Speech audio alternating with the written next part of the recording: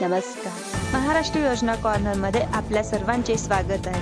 आजच्या व्हिडिओच्या माध्यमातून आपण बघणार आहोत की महाराष्ट्र सरकारने संक्रांतीच्या निमित्ताने लाडक्या बहिणींना 3000 रुपये देण्याचा निर्णय घेतला आहे आणि याबाबतची सविस्तर माहिती सूत्रांनी दिली आहे। यानुसार सरकारने डिसेंबर आणि जानेवारी या 2 महिने एकत्र करून 3000 रुपये देण्याची योजना आखली आहे। 3000 एका वेळेस संबंधित महिलांच्या खात्यात जमा होणार आहे। हे पैसे संक्रांतीच्या आधी लाभार्थ्यांच्या खात्यात जमा होण्याची शक्यता आहे।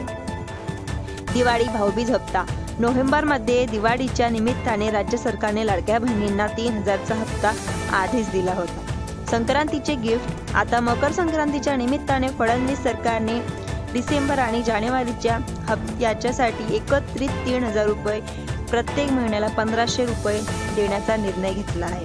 हप्त्याची रक्कम डिसेंबर आणि जानेवारी या 2 महिन्याचा हप्ता एकत्र वेळी एका रकमेमध्ये बहिणींच्या खात्यात जमा होणार आहे, जेणेकरून संक्रांतीच्या पूर्वी त्या रकमेचा लाभ मिळेल। अर्जाची पडताळणी सुमारे 2.25 कोटी अर्जाची फेर तपासणी सुरू आहे, परंतु सध्या त्यांच्या निर्णयावर विलंब झालेला आहे। अर्जातील अपात्र लाभार्थ्यांच्या अर्जाची निकालीकरण सध्या लावणीवर ठेवले आहे आणि त्याबाबत कोणतेही आदेश अद्याप जारी केलेले नाही। नवीन अर्जाची तपासणी शेवटच्या टप्प्यात आहे, त्यामुळे एखाद्या पात्रता महिलांची यादी तयार करण्यात आली आहे, ज्या या हप्त्याचा फायदा मिळेल। ही योजना महिलांच्या सशक्तीकरणासाठी महत्त्वाची ठरते। सरकारच्या या निर्णयामुळे लाडक्या बहिणींसाठी आर्थिक मदत उपलब्ध होईल, जेणेकरून त्यांच्या संक्रांतीसारख्या सणाच्या वेळी आर्थिक आराम मिळू शकेल।